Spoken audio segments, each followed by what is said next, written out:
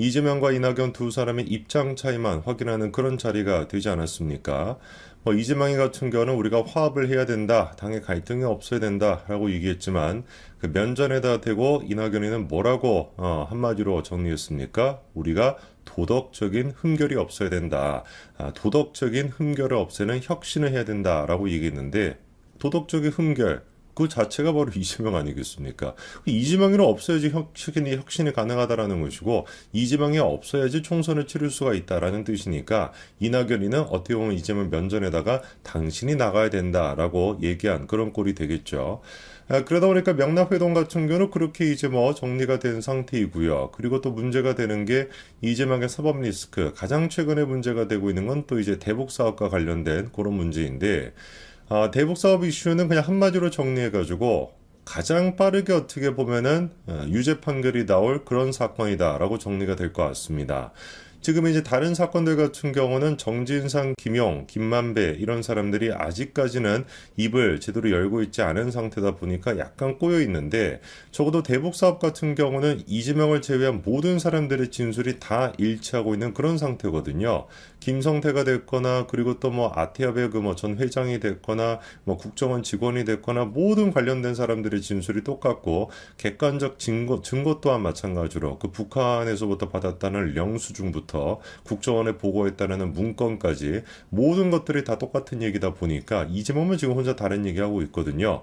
그런 상태에서 이제 법원에 가면 어떻게 되겠습니까? 100% 유죄가 나오게 되는 것이죠.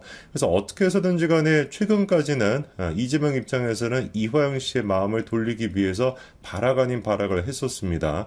이화영의 아내 개딸 VIP로 보이는 사람이죠. 그 사람까지 총동원이 돼가지고 이화영의 마음을 좀 바꾸려고 해보고 검찰이 조작 수사를 한 것이다. 검찰이 어떻게 딜을 쳤을 것이다. 온갖 말도 안 되는 음모론을 다 꺼냈는데 그게 아무 소용이 없었습니다. 이화영 씨는 결국에 자기의 길을 가기로 결정을 했고 논란이 됐던 그 변호인단 같은 경우는 똑같이 가기로 결정을 했죠. 그렇죠? 그러니까 이제 다가오는 재판에서 이화영 씨가 자기 어떤 진술을 바꿀 가능성은 없어 보이는 그런 상태입니다. 그러다 보니까 이제 타겟을 좀 바꾼 느낌이에요. 민주당 입장에서 이화영 씨의 진술을 어떻게 해서든 간에 바꾸기 위해서 지금까지 발악을 했었는데 그게 통하지 않는다라는 생각이 드니까 누구로 옮겨가겠습니까? 자연스럽게 김성태 씨로 옮겨가게 되겠죠. 그렇죠? 그러다 보니까 다음 같은 얘기까지 나오고 있습니다. 한동훈 장관까지 엮어가지고 이재명 범죄 낙인 찍기 정치 검찰 시인하는 것인가 이런 기사까지 지금 내고 있는 상태인데 한번 우리가 봐야 되겠죠. 민주당 쪽에서 그리고 또 민주당의 어용신문사들이 어떤 식으로 이화영을 공격하다가 이화영에서 김성태로 타겟을 옮겨가고 있는지 그거를 좀 정리해 봐야 될 것 같은데 한마디로 이런 얘기입니다. 민주당 쪽에서 이렇게 얘기하고 있죠. 쌍방울 김성태를 검찰이 봐주기 기소를 한 것이다. 이렇게 주장하고 있습니다. 그러니까 검찰이 김성태 씨를 봐주기를 했고 봐줬기 때문에 김성태가 검찰 입맛에 맞는 진술하고 있다. 이런 식으로 지금 공격을 해서 이화영이 통하지 않으니까 김성태의 진술의 신빙성을 좀 떨고 보자라고 지금 발악을 하고 있는 것인데 어떤 식으로 봐주기로 했다라는 것이냐. 노상 강도를 경범죄로 기소한 이상한 검찰이라고 얘기하고 있습니다. 검찰은 김성태가 800만 불을 해외로 빼돌려 북한에 몰래 주었다라고 공소장에 써놨음에도 불구하고 어떻게 된 것인지 중범죄는 다 빼놓고 경미하다라고 할 수 있는 미신고 외환 거래만 적용을 했다라는 것이죠. 그러니까 지금 민주당이 하는 얘기가 뭐냐면 김성태에 대해서 기소를 할 때 800만 달러를 갖다가 북한에 줬다라는 거 아니겠습니까? 그럼 이거는 두 가지 정도의 범죄 혐의가 적용이 될 수도 있죠. 첫 번째 같은 경우는 특가법 위반이 적용이 될 수도 있습니다. 800만 달러를 해외로 빼돌렸다라는 것이니까. 근데 그 빼돌린 것이 재준이가 가지고 있는 해외 계좌로 입금하는 것도 아니고 원래 해외 계좌 없습니다. 오해하지 마시고요. 그렇게 이제 해외 계좌를 입금하는 것도 아니고 북한에다가 돈을 줬다라는 거 아니겠습니까? 그럼 이거는 뭐가 되겠습니까? 국법법 위반까지도 될 수가 있죠. 국법법 위반이라고 한다면 어마어마하게 심각한 범죄가 될 텐데 이 두 가지 범죄는 어떻게 된 것인지 검찰이 적용하지 않고 뭐를 적용했다라는 거예요? 미신고 외환 거래만 적용을 했다라는 겁니다. 이게 바로 민주당이 보기에는 김성태에 대해 가지고 봐주기 기소를 했다라는 그게 되는 것인데 물론 이제 그거에 대해서 법무부 장관이 한동훈 장관이 입장을 바로 냈습니다. 이화용으로 통하지 않으니까 김성태로 압박 타깃을 바꿨다라는 것인데요. 구체적인 내용을 들어보니까 자기 당 대표의 범죄 수사를 막기 위한 사법방해에 다수당의 정치 권력을 총동원해 집요하게 올인하는 것은 정치 영역이 아니라 증거인멸이나 위증교사 같은 범죄 영역에 가깝다라고 비판했습니다. 저거는 굉장히 중요한 얘기가 되는 건데요.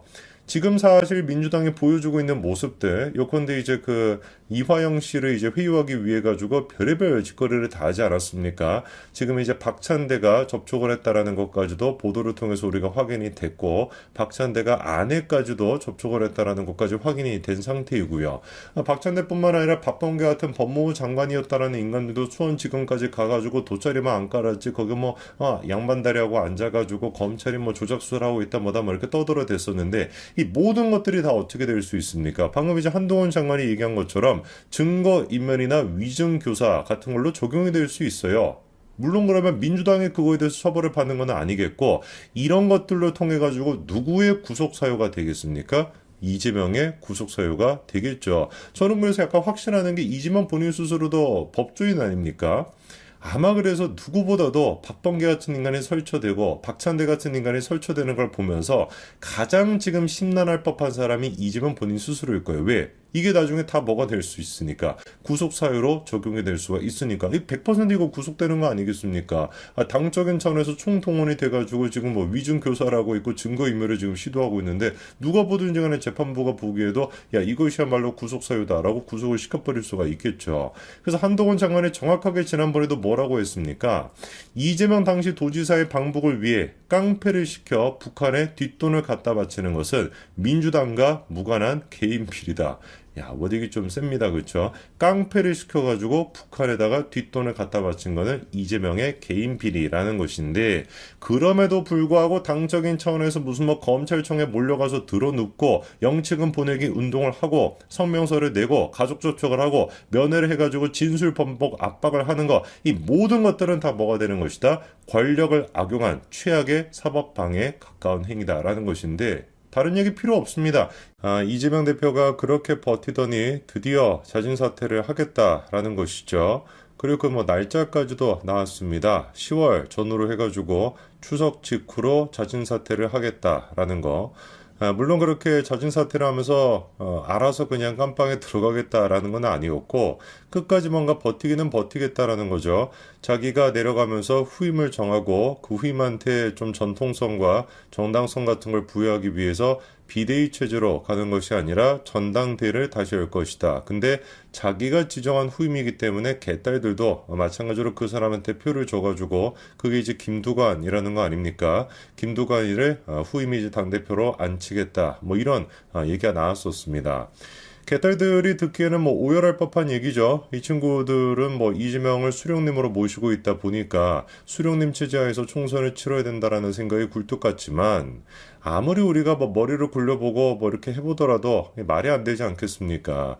사실상 뭐 10월 전후로 해가지고 이재명에 대한 1심 재판 결과가 나올 가능성이 굉장히 높아요. 그거를 또 염두에 놓고서 그렇게 이제 자진 사퇴설 이런 얘기가 나오는 거 아니겠습니까? 그리고 1심 재판 결과 같은 경우는 이재명 본인 스스로가 보기에도 이거 뭐 100% 유죄 아니겠습니까? 그래서 유죄 판결을 받은 당대표를 통해 가지고 총선을 치른다라는 건 너무 말이 안 되니까, 자기가 이제 내려오면서 그래도 구속은 피하고 싶어가지고 김두관 후임을 이제 수렴 청정하듯이 그렇게 이제 당을 이끌어 나가겠다라는, 어떻게 보면 좀 상식적인 이재명다운 그런 뭐 얘기였는데, 지금은 일단 뭐 이재명 측에서는 강력하게 반발하고 있죠. 말도 안 되는 소리다, 소설을 쓰고 있다라고 얘기를 하고 있습니다만, 우리가 이재명 대표가 소설이라고 얘기했던 것 중에 진짜 소설이었던 경우가 얼마나 있었지라고 질문해 본다면, 얼마나 진짜 소설 같은 얘기다라고 하는 얘기가 무의미한 얘기인지는 금방 알 수가 있을 겁니다. 지금 이제 이재명 입장에서도 조금 걱정이 되고, 그리고 또 두려움에 떨 수밖에 없는 게, 쌍방울과 관련된 문제, 그리고 또 대북 사업과 관련된 문제, 이거는 사실상 이재명을 제외한 모든 사람들이 전부 다 입장이 똑같은 상황이다 보니까 100% 유죄가 나올 수밖에 없거든요. 뭐 대장동이나 뭐 백현동이나 위례신도시 이런 것들이야 정진상이나 김용, 김만배 이런 사람들이 아직까지는 버티고 있는 그런 모양새 아닙니까?